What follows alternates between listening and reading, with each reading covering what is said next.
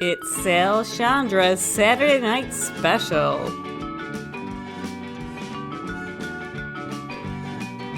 Tonight's guest, Nicole Cooke.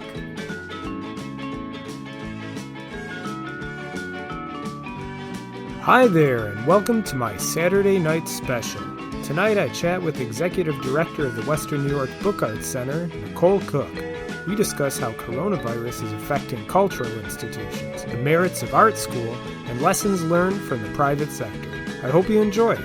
If you do, please like this video and subscribe to the channel for updates on new content. Thanks!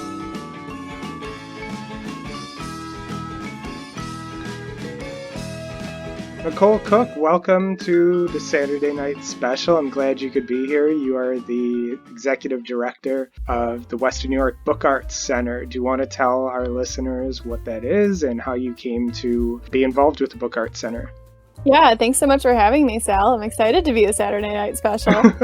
So we are an educational nonprofit devoted to printing and book-related arts. And that entails everything from preservation of antique equipment up to education regarding modern standards of art making. So even though we print on antique presses, we have the ability to translate digital artwork into, matrices that can be printed on the presses. So you can take a digital logo, turn it into a wood block, and then run it through an antique letterpress. So we love all things old, but we also love all things new. And we try to approach our art making with a sense of curiosity. So we always tell people, all you need is that interest to come in and learn about what we're doing, make some paper, make some origami, get your hands dirty, participate in some sort of physical art form. You don't have to be a quote unquote artist. Our organization has been around since 2006, and we serve upwards of 10,000 people in Western New York every year with hands-on arts programming. And that includes free outreach programming in our Printing Partners program, where we partner with neighboring community sites and serve about 1,200 kids and families with free art making demos all year long. Wow, this sounds like a pretty cool thing. You're ostensibly a working museum after a fashion, is that right? Yes, we are, because we have antique equipment that is operated primarily by staff and volunteers, and we do still use it for art making just about every day. So while it is old, we preserve it through active maintenance rather than you might see in a typical museum where the equipment is on display. Right, and as you were saying, you can digitize some of these, you can go from digital to these analog methods of printing, and it sort of facilitates a bridging of the past with the future. I think that that's kind of fascinating. I want to give full disclosure, I'm a member of the Western New York Book Arts Center. If you're listening to me, you can also become a member. It's really fun. There's all sorts of cool information you get about kind of a practice, I guess you would call it, a methodology on things related to bookmaking, and it's very tactile. You get to use printing presses, and you get to use all sorts of, is the correct word furniture for blocking wood print art? Yes. So when you put something on the press, the item that you put down is typically type or a cut or an ornament. And then furniture is the sort of wood or metal pieces you put around those items to keep them secure on the press bed. Yeah, they're like shims, I guess. If you're interested in carpentry, it kind of just gets it to where it's going.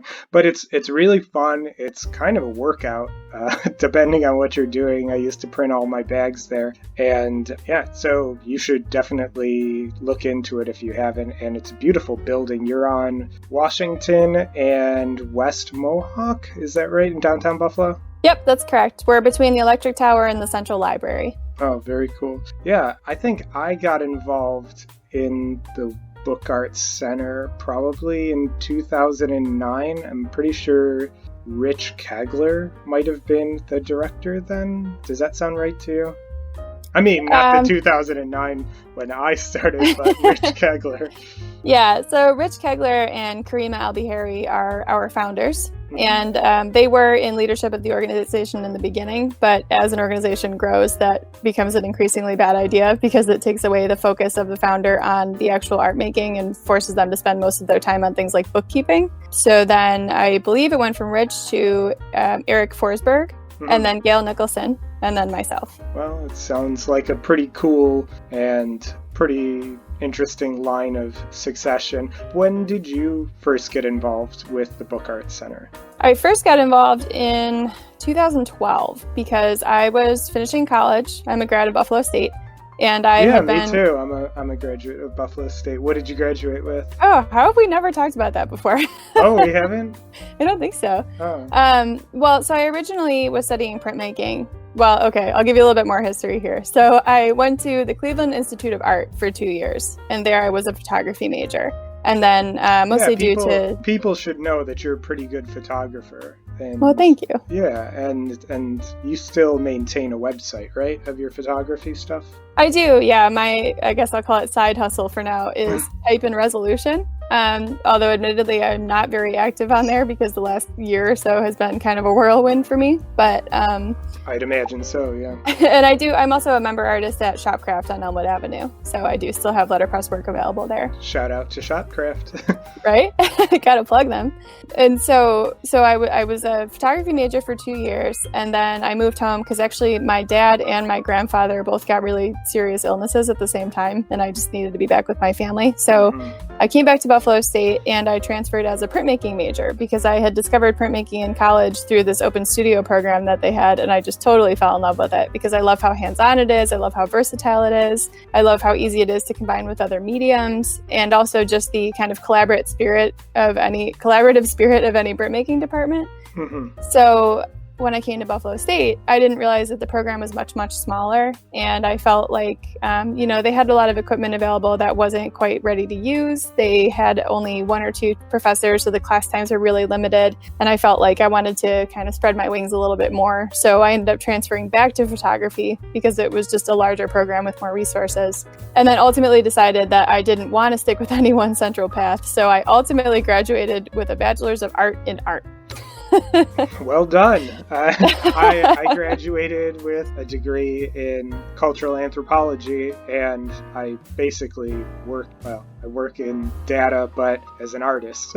So we don't always land where we're meant to, right? Or we don't always, our education is formative in a way, but it's not always a straight trajectory. One of the things that was profound for me about college is there were just so many options, I guess, for careers that I just never even knew about. There are so many things you can study that I just had never even heard of, and printmaking was one of them. The arts program in the high school that I went to was really only focused on drawing and painting, and like pottery was the really esoteric thing to study. We had a small photography program that was considered a technical program rather than an art, and then you could basically foray into things like computer-aided drafting, which was sort of new at the time. And so I got involved in a lot of those different things, trying to kind of flesh out where my interests really lied. But it was also hard because the administration at my high school didn't really know how to guide you towards art school. And so when you approach them and you said, hey, I think I want to go to school for photography, they kind of look at you like, why? Are you sure? Yeah.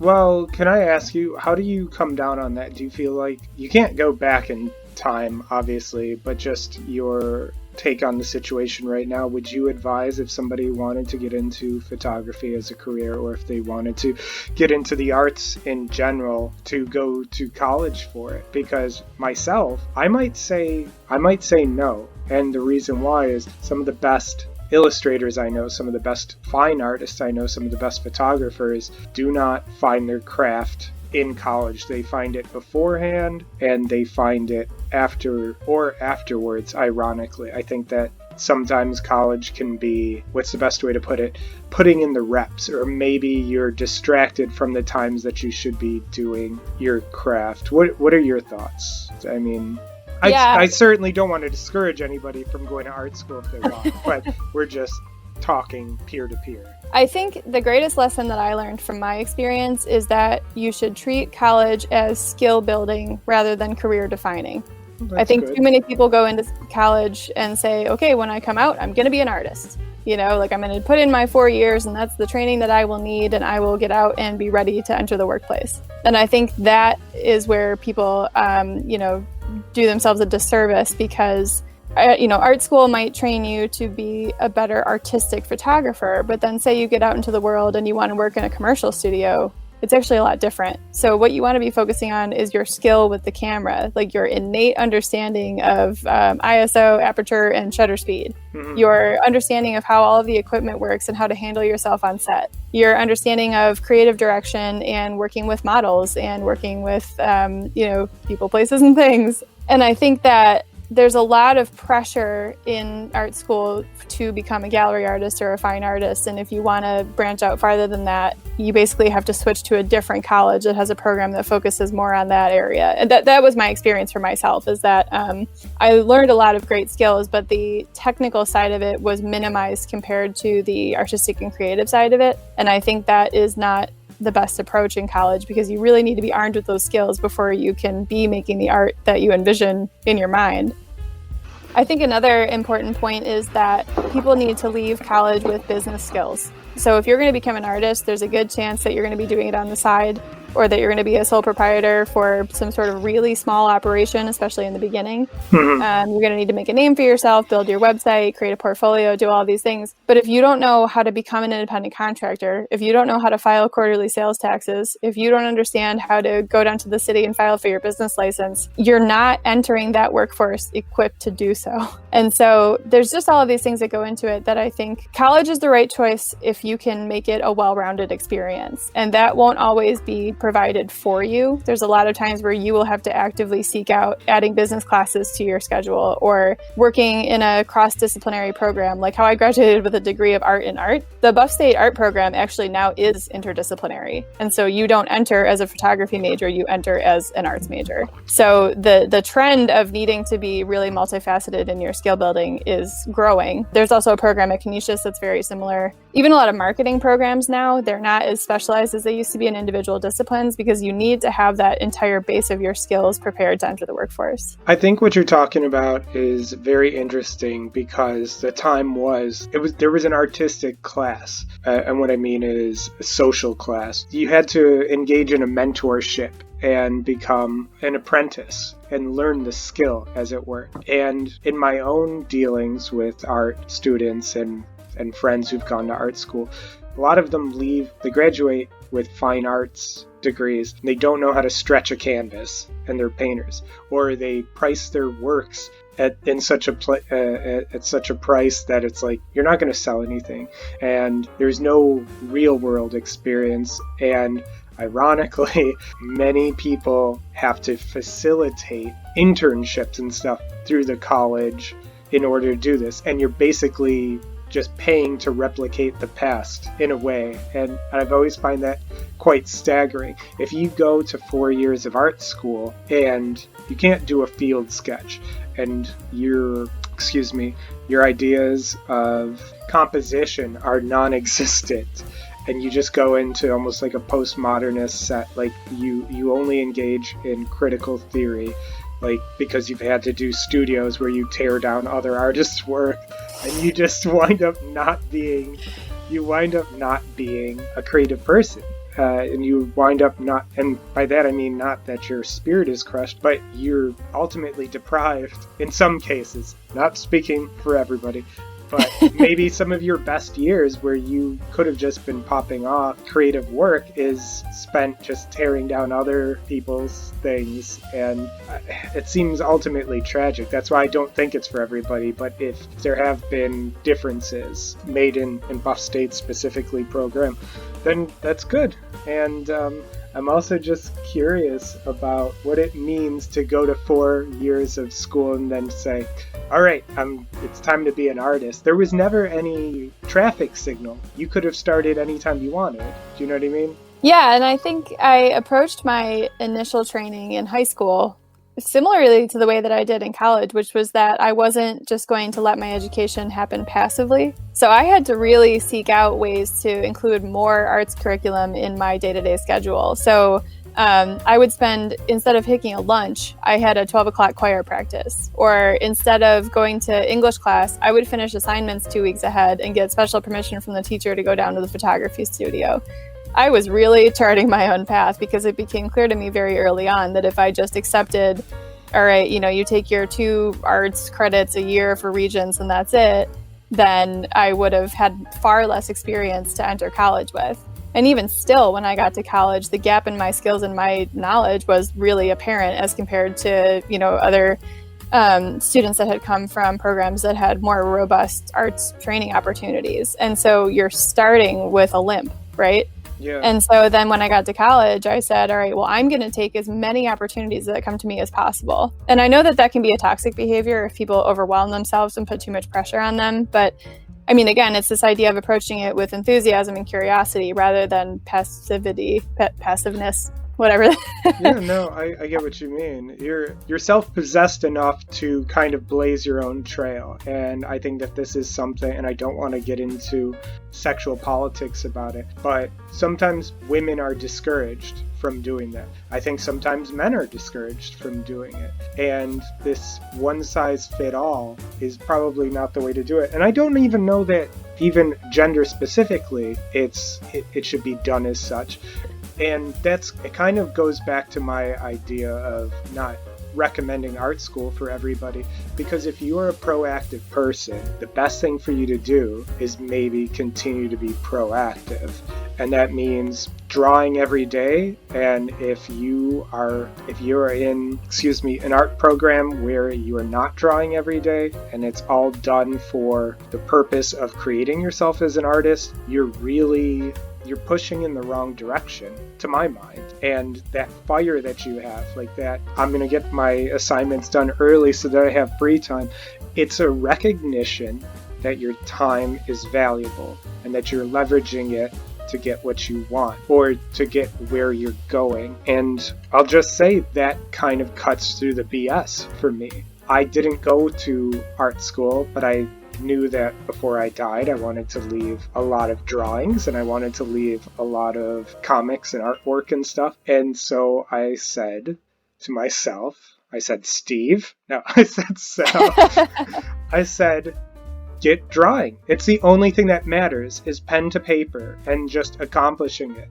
And if you don't know how to figure it out, then figure it out. If you're waiting for somebody to show you, like I asked friends of mine, not to put them on the line, but to teach me Photoshop and to teach me like the Wacom tablet. And they tried like half-heartedly for about 15 minutes. And then I was like, I'm sure that we can meet up again. And what wound up happening is I just spent my time grinding through it and just doing it. And now I'm pretty proficient in it. And I get a look that I'm happy with. And then people ask me how I do things. And I know I'm going a little long, but a couple of years ago, somebody from Just Buffalo Literary Center asked me to talk to their students about making comics, I think it was. And I declined. I said, I don't think that it does any good for me to tell them, because the best stuff happens when you find out yourself. And it's not impossible. And I think that Just Buffalo Literary Center does good work. I personally, and I am only speaking for myself, I question the efficacy of certain programs and certain institutions for facilitating people to do their best work, because sometimes it's a matter of what is your personality type? Are you going to do the work? Because I can only show up and maybe tell you what I've done, but it's not going to inspire you. I've always enjoyed drawing. I've always enjoyed comics. I've always enjoyed children's books, that sort of thing. And I've had that, and I started really committing to drawing in maybe like my 20s after I stopped playing music. And if somebody is just like, I don't know, maybe I'll do that. It's not for them. They have to have that surge, that impetus. Like, if I don't do this, I don't feel as complete as I should. That's not something I think I could communicate in a lecture. Further, I don't want to break anybody, like give them bad habits if there's something else. That's my own insecurity. What do you say to that? It's interesting to me that you bring up this notion of questioning the experience, because I, like very many people in my generation, graduated college with substantial debt. And I do, as time goes on, spend a lot of time reflecting and wondering, was it worth it? I mean, there's a lot to be said about the status of education in our country and the usefulness of it. Well, like equity and inclusion, and the higher education system is definitely experiencing some sort of sea change. Yeah.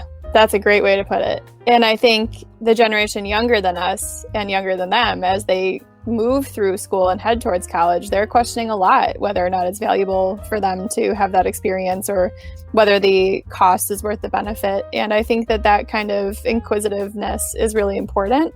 And I think that people do need to kind of sit down and ask themselves, like, what exactly are you looking to get out of this college experience? Now, the fact that having a degree at all can open or close doors for you is complicated, right?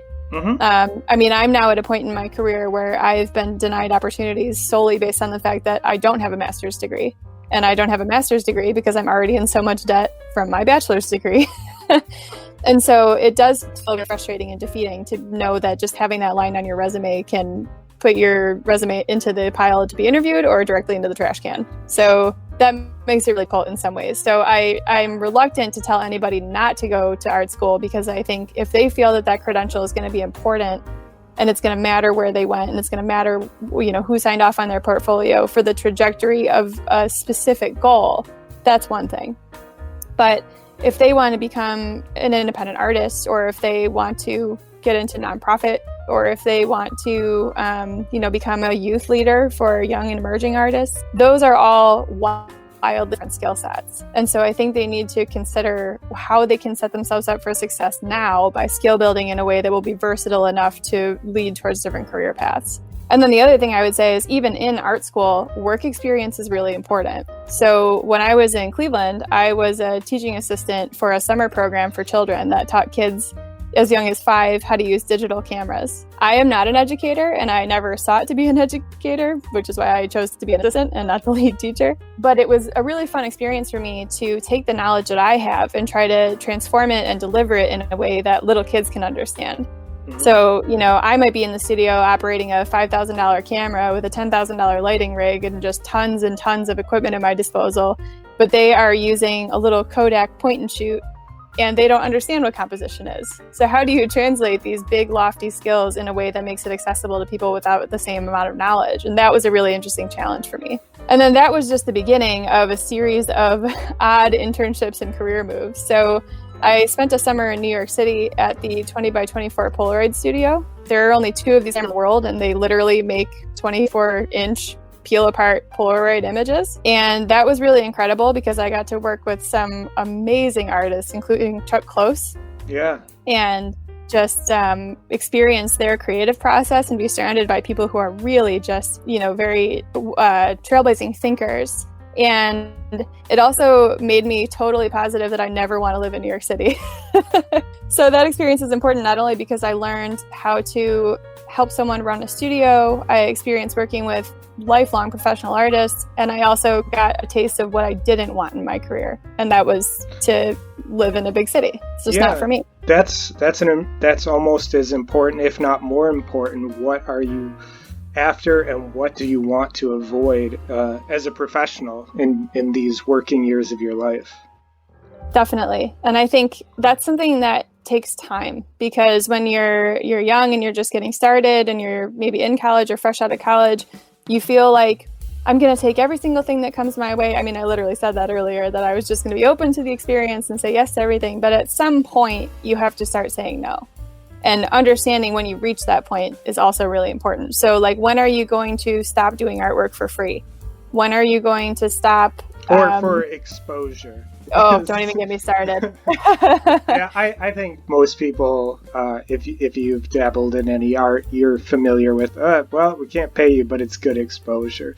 And to be true, there are instances when it's like that. You're full disclosure, you are not being paid for this interview. So yes, but I think there are times it's about basically making the decision of like, well, do I feel fulfilled doing this project for this person or this entity, even if it's at a lower rate or for free or because there is some sort of inherent value in it. But those situations will be few and far between, and they need to be based more in your personal values than the idea of getting in front of that organization's audience. Mm-hmm. I think that's a big misconception. Is people are like, wow, like for example, if someone approached you and said, I'll do this illustration, like, your local book art center, and we are going to come in below your commission rate. But this is an important part of this ongoing fundraiser that we have, and we want you as a member to make the artwork that speaks to our audience. And that's a little bit different than if I was, a major national brand that has endless resources and said, well, we don't really pay artists because we have, 200,000 Facebook followers, so that's good enough, right? Like, it's about that ethos. It's about that idea of self-sacrifice in a way. Yeah, it's kicking the can down the road and saying, well, somebody will certainly pay you for what you're doing, but not me. So now it's just an open-ended commodification of your art that ultimately never leads to any wealth. And a little inside baseball when Nicole talks about commissioning an artist to do a sort of poster or something. She's talking about me for the Edible Book Fair, and I was happy to do it, and honestly I was very touched and honored that I was asked to do it, because those sorts of things to me it's nice to just be able to have the body of work and say, oh yeah, I did that. I'm enough of an artist that somebody asked me to do something. Like, my rabbit looks enough like a rabbit to show people in public. And they trust me enough that they're not going to keep checking on me to see if if I've drawn something crude or just unacceptable for public consumption. You sort of have a professional reputation that you will get the work done, and that makes you feel good. And so I said it in my email to you, but I was happy to do it, and I was really sad that because of the coronavirus, the physical event was unable to occur, because that's a really great event, the Edible Book Fair. Yeah, talk about some unfortunate timing, but there was no way that we were going to be able to run an event that is mostly attended by children who are all sharing food inside our building at the height of a global pandemic. Yeah, public consumption of food is probably first things to be nixed, last things to come back in when we reopen, right? Yeah, and we keep saying we're going to really try to run it still at some point this year, but as time goes on, it looks increasingly less likely, so we'll have to just sort of play that by ear. But it was such a travesty that your illustration barely saw the light of day. Yeah, oh well. Well, I'll throw it up on my website if people want to look for it. Yeah, and we still have ideas turning about ways that we could use it and basically have people support the Edible Book Fest by maybe purchasing merchandise, or, you inspired a couple of people, including yourself, to post videos and do some virtual entries, and there could be a tie-in there with our virtual edition of Book Fest. So it's not to say it still won't turn into something, it's just taking us a little bit of time to get our sea legs in this new environment. Well, just listening to that, maybe we can pivot to what are the realities of being an executive director for a not-for-profit during, what is the official line? These challenging and uncertain times. How do you navigate? What is post-coronavirus? What is 2.0 for the Book Arts Center or not-for-profits in general? Because we do have these concerns about, what would you call it? A second wave of infections. You have concerns about maintaining social distancing. You have funding concerns, like just speaking in generalities. And you're a working museum, so these are all considerations. So you can go as specific or as broadly as you like. The first thing I'll say is that leading our organization through the coronavirus has been really challenging, but it has also made me feel immensely privileged to work with a board who cares a lot about the success of our organization, and with a staff that is just unbelievably dedicated to weathering the storm and making sure that the organization stays standing, even though we are facing an enormous amount of challenges. It's been really moving to me to see the way that our staff and board and our community and people who've never heard of us but maybe came across a listing online during their online shopping from home have really rallied around us to make sure that they continue to support our ongoing mission. And that has just been so profound for me. And while I'm not grateful that we experienced a global pandemic, it is a major silver lining for me. And this is something that I will hold on to for the rest of my career, is something that we really weathered together.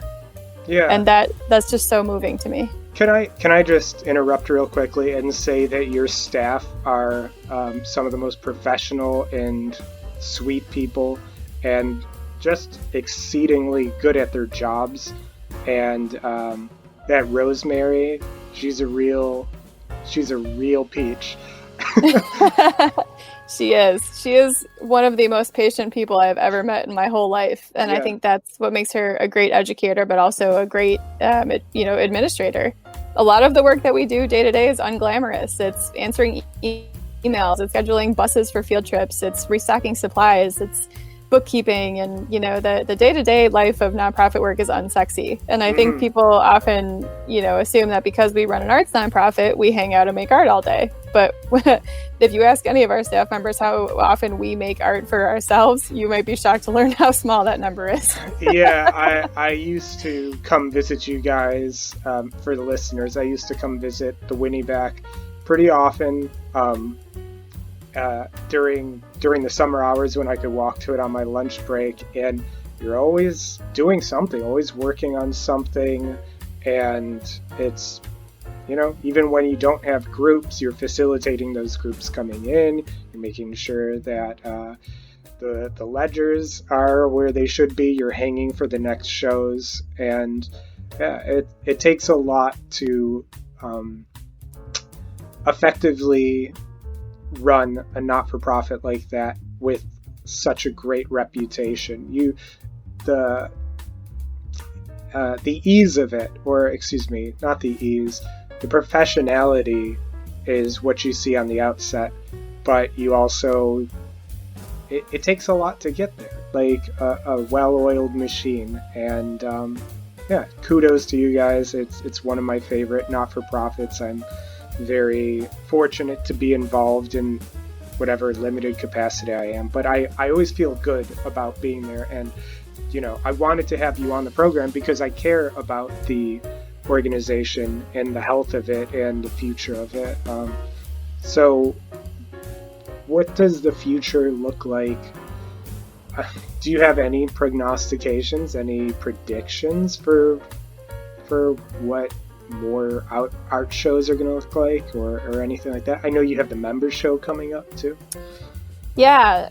So one thing that makes the Book Art Center so special is that we earn more than 50% of our own income every year. So that means our grant funding is less than half of our budget. And of the grant funding that we receive, most of it is for our Printing Partners outreach program. So most of the money that we bring in, which pays our salaries and keeps the lights on, is actually funded by other revenue streams like our gift shop, our online store, open studio, field trips and group workshops, small events that people host in our space.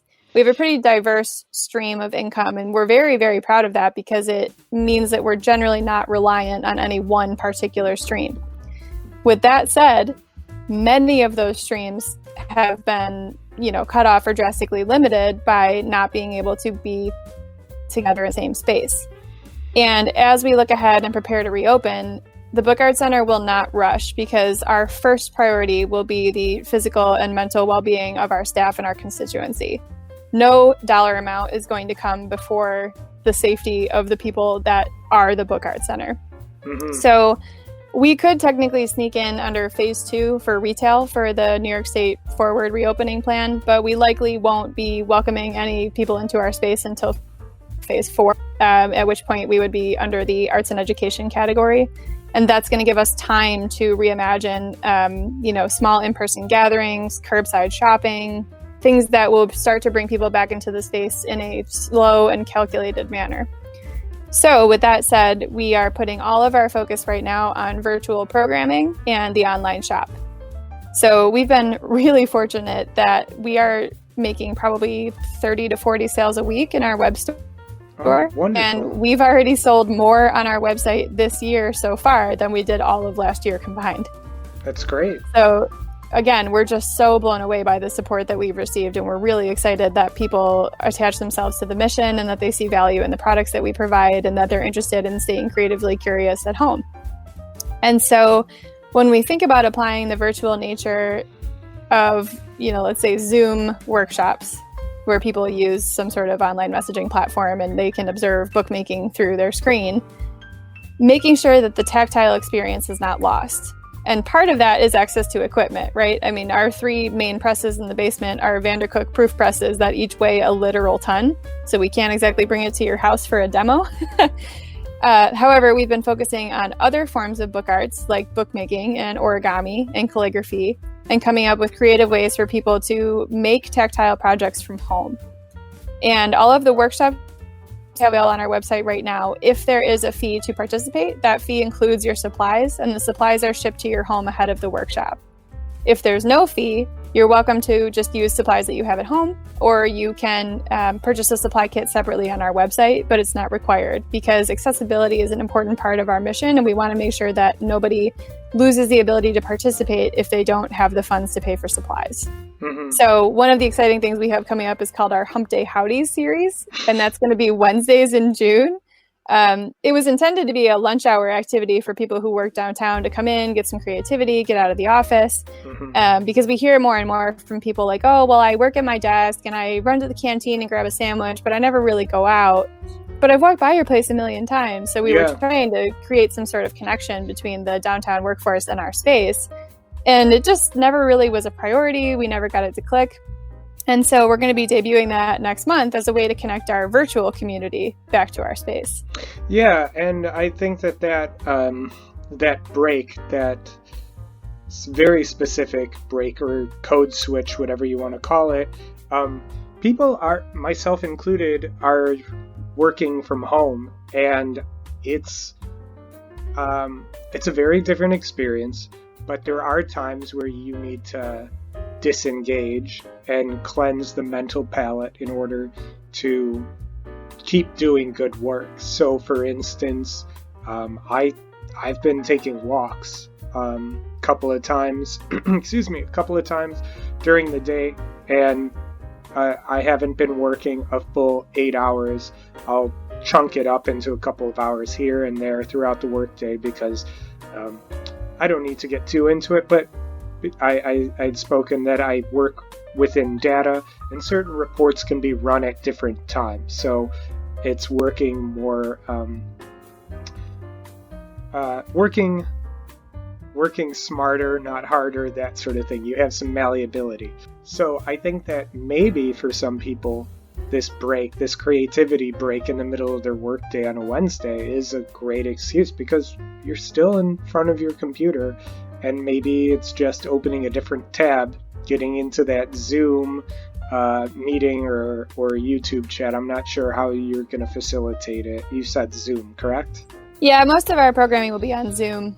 Yeah. Mostly for security reasons, just making sure that we have control over the platform. Oh, sure. Yep.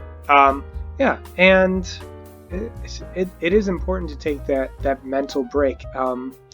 And yeah, I'm glad that you guys are still committed to the mission of education and facilitating that. So all that being said, what are your predictions for the future? What does the world look like after this? I mean, this doesn't even have to be specifically with regard to the Book Arts Center. I myself tend to think that we're going to see more telecommuting, that more people are going to be working from their homes, and that if there are social gatherings, we might see something that's kind of like what we had in the 50s and 60s, like you have noontime lunch sort of bands playing in places, you know what I mean? Like we're not where we were anymore. The malleability of the workday is upon us, and what is it that we want to do with it? What is it that we wish to do with it? So what are a couple of your predictions, and then what are a couple of your wishes for the future? That feels like a very big question right now. You know, I kind of go back and forth because if I spend too much time thinking about the big picture, I feel pretty overwhelmed. And so I try to look at it more of like a couple weeks at a time, a couple months at a time. I think that there's just so much uncertainty that it's really hard to be making any plans at this point. I worry a lot that people will feel unsafe going places for a long time still. Yeah. I hope that with social distancing and with an increased amount of empathy for other people, that, people are wearing their masks, people are washing their hands, people are being mindful of their social distancing, and that we will, as a culture, find a way to live in this, I hate this phrase, new normal, but yeah. Well, we're going to if have it helps, to. sorry, I just want to say personally, if it helps, we're always going through iterations, aren't we? You know, Yeah. So unfortunately, this is where we're at now, and it's going to have to change again. Even this, all things must pass, to quote George Harrison.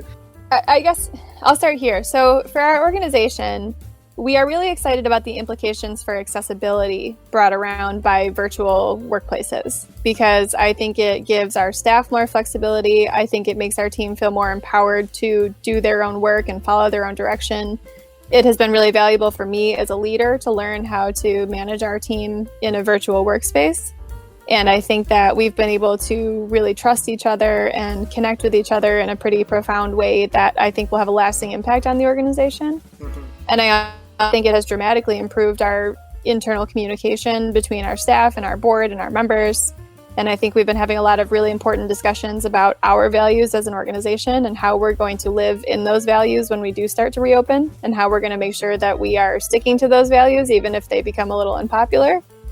But I think that the implications for accessibility in terms of virtual access to our workshops or to our gallery programming is really exciting to me. And I think that's something that's going to stick around for a long time for us, because if people are unable to access our studios physically, whether it's because of distance or because of inability to travel or because of inability to come in for several hours at a time, maybe childcare is an issue for people, maybe physical accessibility is an issue, maybe transportation. So the idea of opening up our workshops to virtual attendance just kind of blew open a whole new door for us that I think is really exciting. And I hope that people will respond by wanting to participate virtually and get excited about these programs wherever they're located. Yeah. Can I bring the conversation a little bit more focused?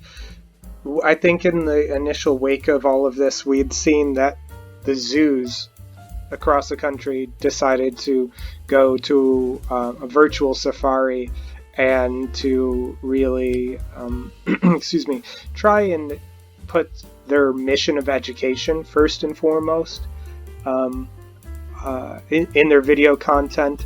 Do you see some? Well, and I'll just add to that. Now. No, I won't answer. Okay. Sorry, because I have to complete one thought in order to get to the next. I think that ideas should flow commensurate with what's up next. But do you see the Winnie back from now on, this new normal, facilitating a virtual or video component to their mission? And B, this is what I was going to say about the zoos. Is there going to be a reassessment of what it is you bring and what missions you serve? And to that I mean, assuming this is the first lockdown of more to come, the zoo, for example, it's a very specific example, any zoo, might have to consider that they're in charge of a menagerie of animals, and perhaps there isn't going to be the audience they need. So are they able to build out to make a better enclosures that serve the animals?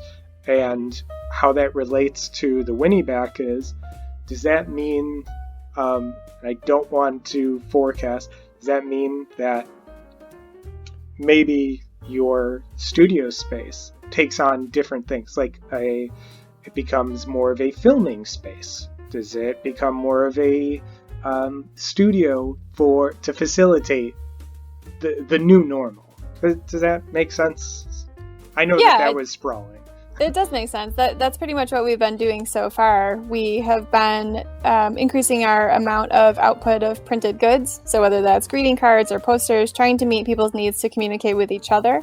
Mm-hmm. And so part of what we've been doing is making it a point to film the process of those goods being made. So while editing takes time and we haven't been able to post a lot of them yet, we're trying to give people more of an educational experience around the items that they might be purchasing from the shop. So maybe you go to a page to select a stationery set, and when you get there, there's a video that actually shows Melissa printing it in our studio. Right. Right. And so we want to be tying in that educational angle with everything we're offering in the virtual space. And so, for example, Daria Warner is an artist who was supposed to have an exhibition opening in our space the day that we got closed because of the New York State pause. Yeah. Which, you know, is just, I can't overstate how heartbreaking that is for the artist, because she put so much time and work and heart and soul into that, and it was installed and ready to go, and literally that morning we had to make the call. Well, and not to editorialize too much, but she's a good artist. And people, they would have been well served to see that stuff in person. Yeah, definitely. And her art is in the biosphere. She prints with mushrooms and different fungi. So her process is really incredible. And she has spent an enormous amount of time and passion learning about that craft and understanding the natural world and trying to bring that to people to understand, you know, these vibrations that we give off as humans and the way that they tie into the vibrations that come from the natural world. And you know, it's a really kind of interesting and deep understanding that I think would have been really valuable to people with all of this happening. Mm-hmm. And so we scrambled to get that exhibition put online, and she actually was able to record a virtual artist talk and create a virtual version of her artist workshop. Now, with that said, her workshop entails foraging for mushrooms, so it's a little bit of a different experience going out on your own than it is with a guide, and we have expressed an enormous amount of caution for people to, you know, be careful handling the wildlife. But I think that having those up on our website and making them available for people who couldn't otherwise attend in person, or are, you know, we're able to distribute it all over the country, all over the world, was enlightening for us in a way that showed us that our audience could be, you know, global.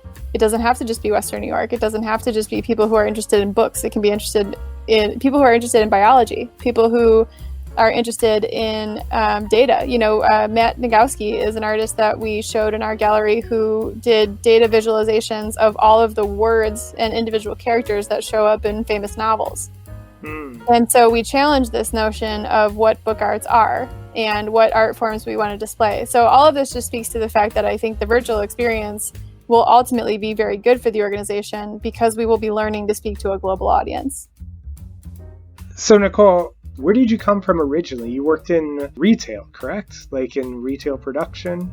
Yes, well, actually, right out of college, I worked at Delaware Camera, which was a really amazing experience. The people who work there are awesome, and their knowledge about cameras and printing and customer service are second to none. Nice little plug for them. Delaware Camera, if you're in Western New York. Buffalo's last remaining camera store. And while I was there, I took an internship with New Era Company, and I was doing technical production and photography.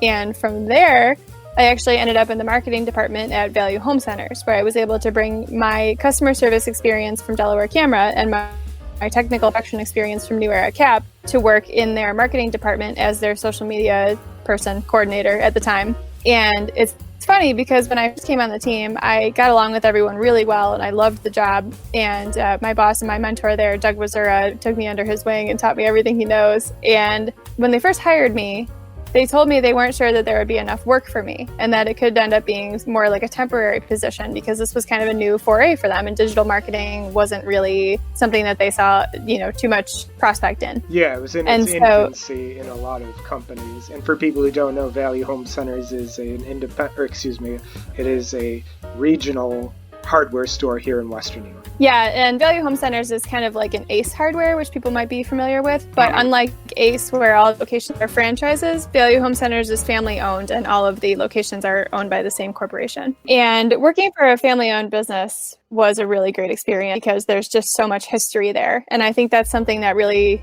I don't think anything prepared me to be executive director, but I think one thing that I brought with me was this idea of institutional wisdom and paying attention to people who've been there since day one and understanding what they've learned and having really a solid knowledge about how the organization was built, its values, and values drive its function, its operation, its marketing, everything.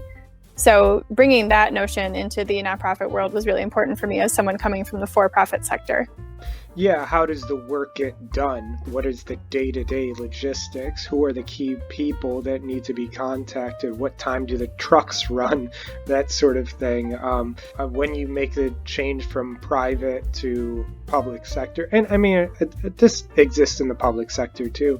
It's what are the realities? How does the work get done? Because I've worked in the public sector for not-for-profits, and some of it I think is very cool, and then a lot of it I'm just like, oh, this is done on a wing and a prayer. This is just calling in every favor you can, and I don't quite care for that, because it leaves me with a level of anxiety about what the plan is in the future. So I'm heartened to hear you talk about like the nuts and bolts of planning and what it is that needs to be done. Yeah, and I think there's something to be said for having a front row seat when things don't work out. Because a lot of times in any sort of business, whether it's profit or nonprofit, there's going to be times where you get things wrong, or things just don't come through, or for whatever reason, something you were hoping for doesn't happen. And being able to respond to those changes and being able to sort of, dust yourself off and keep going is also a really important skill. And I know that people don't like to talk about that on the nonprofit side, because we're all about, everything is an opportunity and every day is a new adventure. And that's true in a lot of ways. But in the nitty gritty, in the operations of your day-to-day business, there's always going to be setbacks. And so being able to handle those is really important too. Yeah, having the wisdom to know that you're going to do your best planning, or, you go to battle with your best plan, and then that you're going to have deficiencies, that you're going to have problems, and having a culture really that examines these things afterwards. Like I've worked in a lot of events and fundraising events with not-for-profits, and more often than not, we would conduct post-mortems, like post-event wrap-ups, and what worked, what didn't, what were our deficiencies, where did we really succeed, how are we going to make this work better in the future. And I can say for myself, I've taken a lot of that into consideration with just video production for this show, the Saturday night special. Like, oh, I didn't quite care for the audio on that. Why are these levels done in such a way? What can I do to make the editing process faster? What can I do to make the bumpers look better? Can I tweak the opacity of the graphic in the bumpers? Those sorts of things. And it's just always having, I guess it's called a growth mindset. But realizing that maybe your deficiencies or your problems, your setbacks, are opportunities to learn. And so do you think that approaching things with that growth mindset and with that curiosity towards opportunity has influenced your career path?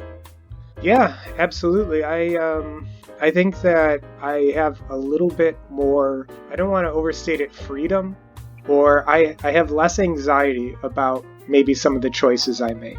So I knew that I wanted to stay in contact with people, and I knew that I at some point wanted to do a marriage of my drawing with a video format, and just tethering my drawing videos to music. It wasn't as artistically fruitful to me as I thought it would be, or as beneficial. But that growth mindset allowed me to say, my thirst, my hunger for conversation with people, and my hunger to keep making content with my art allowed me to kind of Frankenstein whatever this Saturday night special is right now. And I don't think that the Saturday night special is going to stay exactly what it is in the future.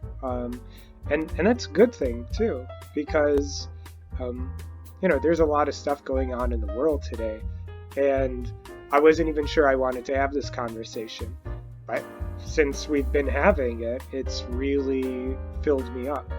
Like the act of creation can heal the soul, and I'm kind of in a place where, that I need to have that creation. So when you ask about my career trajectory, for my day job, I work with data, and it exercises a different part of my brain that does need to be exercised. And when I leave it, when I punch out, so to speak, I have enough creative energy left to do the work that needs to be done to feed my soul. And that's good. And maybe when the time comes, I will be able to take the day job and the logistics and all that quote unquote number crunching work and use it to my benefit irrespective of the artwork that I make. Does that kind of answer your question? I don't know if I... Yeah, I didn't really have a specific answer in mind. I just like hearing about people's paths, I guess.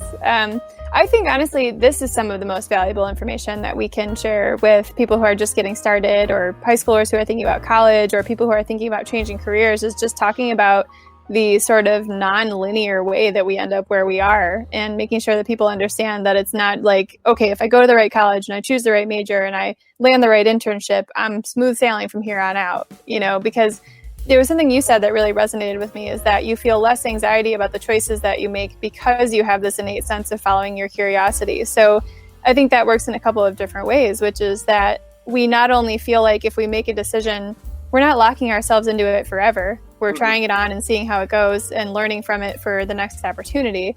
And then in the same time, we're, skill building, and we're preparing ourselves for whatever comes next and remaining open to the universe, and I think that personally, as someone who does deal with a lot of anxiety in general, I find it really comforting to think about career paths as being fluid, and about, taking opportunities as they come up and finding ways to turn challenges into opportunities, and sort of blazing your own trail and not being too focused on the next step on the ladder. Well, you had said as much, didn't you? You gave a talk to AIG last year or something regarding this. Is that right? Yeah, AIGA. They're a graphic designers organization. AIGA. I was thinking about, what was it? The assets firm? The AIG. finance? Yeah. No, I was like, the only finance people I've talked to are from our partners at M&T Bank. Yeah. But yeah, AIGA, they did an emerging graphic designers conference, and I got up and spoke about my kind of nonlinear career path as someone who started out interested in photography and graphic design. And I actually gave that talk right before I was given the offer to become executive director at the Book Art Center. And it's pretty funny because some of the young women that I met there have since become volunteers at the Book Art Center. And so I didn't know it, but that talk was one of the next steps in my path. And, I think it's really spectacular that my curiosity towards the Book Art Center and my love for printing, which came out of curiosity of exploration in art school, led me to join the board at the Book Art Center because I loved it so much that I wanted to help it grow and bring my marketing skills to the literal table. And my membership on that board is ultimately what identified me as a candidate for executive director. And then from there, it took a village. I mean, becoming a leader of a nonprofit organization when that wasn't my background was a huge step, and my learning curve has been enormous. And I've leaned on a lot of people, including my board members, my staff, my friends. I mean, anybody who knows me at this point knows that I basically only talk about work. And so it was a conscious decision, not only on my part, but on that of my partner and of my friends and family. And, we all had to take this step together. But it's been a really incredible experience to see the center grow and thrive and, not burn down under my direction. No, I'm also glad that you didn't burn it to the ground. I mean, there were days when it felt like a real possibility. I'm just saying. Sure, yeah. it was an uphill battle, but what do they say? The sights are worth the climb. Yeah, no, I think you're right. Well, those are all good thoughts, and those are direct, actionable items, and I appreciate that. Nicole Cooke, thank you for being on. I really hope that you can join me again sometime, and that you will. Yeah, thanks, Sal. I would love to.